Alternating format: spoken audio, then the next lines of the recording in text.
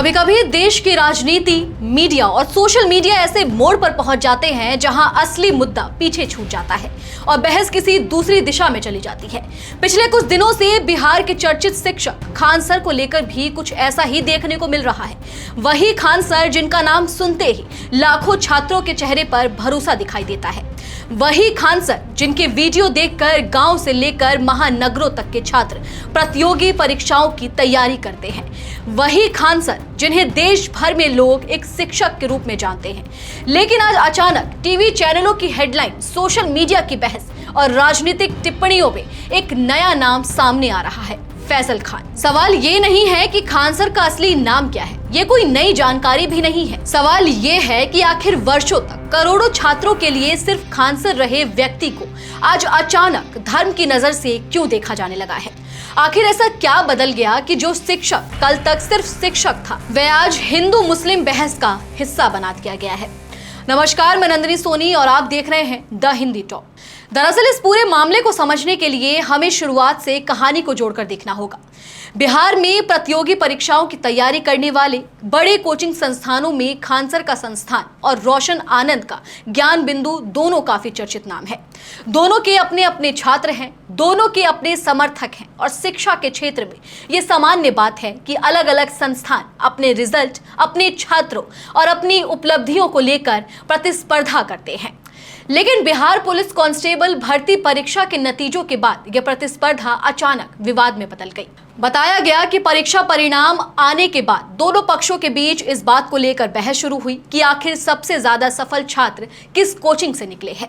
Social media पर दोनों पक्षों के समर्थकों ने अपने अपने दावे शुरू कर दिए। धीरे धीरे ये बहस आरोप प्रत्यारोप में बदली और फिर मामला व्यक्तिगत टिप्पणियों तक पहुंच गया। मतलब जो विवाद शुरुआत में सिर्फ रिजल्ट और छात्रों की सफलता को लेकर था, वह अब दो कोचिंग संस्थानों की प्रतिष्ठा की लड़ाई बन चुका था। इसके बाद घटनाक्रम और तेजी से बदला। रिपोर्ट्स के अनुसार दोनों पक्षों के बीच तनाव बढ़ा और फिर पटना में खान सर के कोचिंग संस्थान के बाहर हंगामा हुआ। स्थिति इतनी बिगड़ गई कि तोड़फोड़, मारपीट और हिंसा की खबरें सामने आने लगी। आरोप लगे कि कुछ लोगों ने संस्थान पर हमला किया। इसके बाद पुलिस मौके पर पहुंची। मामला यहीं तक सीमित नहीं रहा। कुछ रिपोर्टों में यह दावा भी सामने आया कि विवाद के दौरान गोली चलने की घटना हुई। शुरुआती आरोप एक पक्ष की ओर से दूसरे पक्ष पर लगाए गए। बाद में पुलिस जांच में कई वीडियो सामने आए जिसमें फायरिंग जैसी घटनाएं दिखाई देने का दावा किया गया।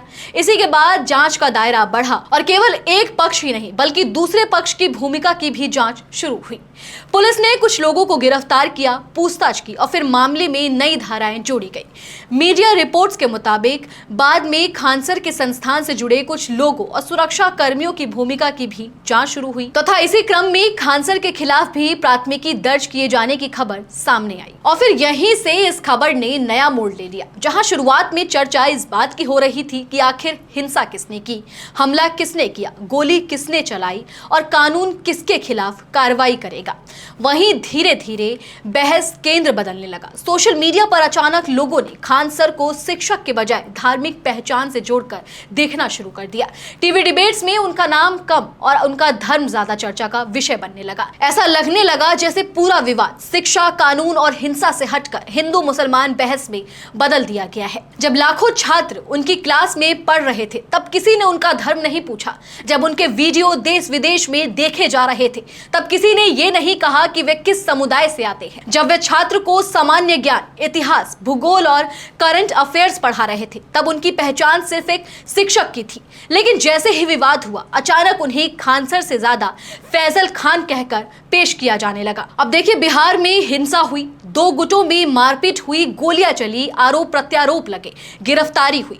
इसका मतलब ये नहीं है कि कानून अपना काम ना करे। अगर किसी घटना में हिंसा हुई है, अगर गोली चली है, अगर किसी पक्ष ने कानून तोड़ा है तो उसकी जांच होनी चाहिए, चाहे वह रोशन आनंद हो, खान सर हो या उनके संस्थान से जुड़े कोई अन्य लोग। कानून के सामने सभी बराबर हैं। लेकिन सवाल ये है कि क्या जांच और कानूनी कार्रवाई को धार्मिक पहचान से जोड़ देना उचित है। वहीं इस पूरी कहानी के बीच एक और सवाल लगातार उठ रहा है। वह सवाल सिर्फ खान सर, रोशन आनंद या किसी एक कोचिंग संस्थान का नहीं है, बल्कि देश के करोड़ों छात्रों का है।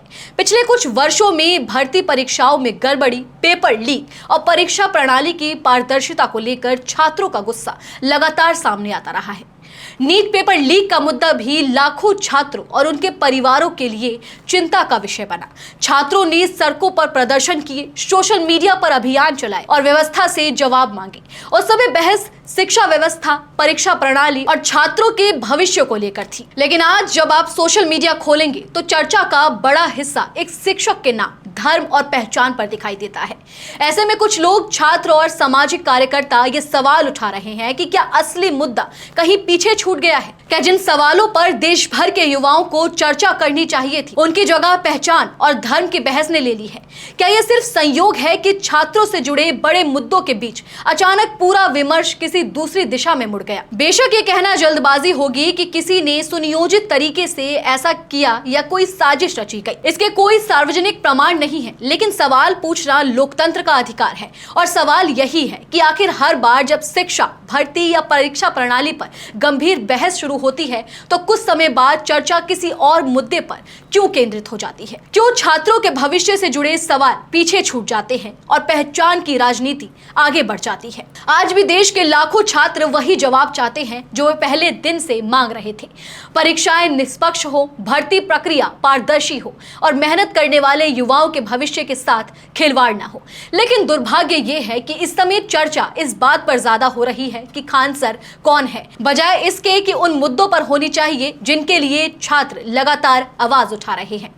तो क्या ये कार्रवाई सिर्फ एक कोचिंग विवाद है? क्या यह सिर्फ कानून और जांच का मामला है, या फिर इस पूरे शोर शराबे के बीच छात्रों के असली मुद्दे एक बार फिर पीछे छूट गए हैं?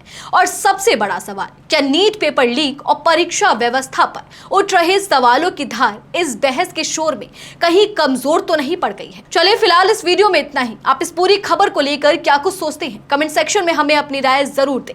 और अगर अभी तक आपने हमारे चैनल को सब्सक्राइब नहीं किया है तो तुरंत करें। इसके साथ ही हमें सोशल मीडिया प्लेटफॉर्म यानी कि फेसबुक, इंस्टा और एक्स पर फॉलो जरूर करें।